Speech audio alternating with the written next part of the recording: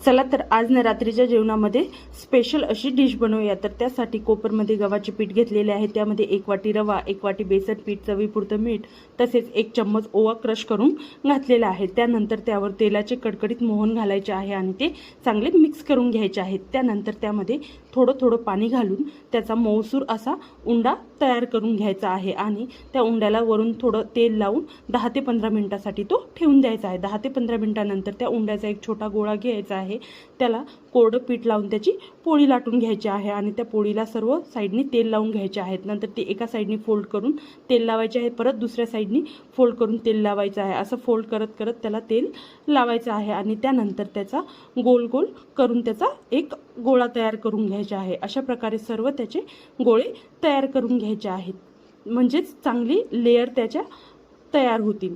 त्यानंतर स्टीमर किंवा इडली भांडं घ्यायचं आणि त्यामध्ये ते सर्व गोळे ठेवायचे आहेत आणि 10 ते 15 मिनिटांसाठी ते स्टीम करून घ्यायचे आहेत। त्यानंतर ते काढून थंड करून कट करून घ्यायचे आहेत। नंतर कडकडीत तेलामध्ये ते एक एक करून सोडायचे आहेत। ते तळत असताना गॅसची फ्लेम ही मीडियम ठेवायची आहे। त्यानंतर चांगले गोल्डन होईपर्यंत सर्व फ्राय करून घ्यायचे आहेत। तर रेडी झाले अशा प्रकारे आपले हे बाफळे। तर या मग सर्वजण खायला। व्हिडिओ आवडल्यास तर चॅनलला नक्की सबस्क्राईब करा। तुम्हाला आवडतात की नाही हे कमेंट करून सांगा। थँक्यू।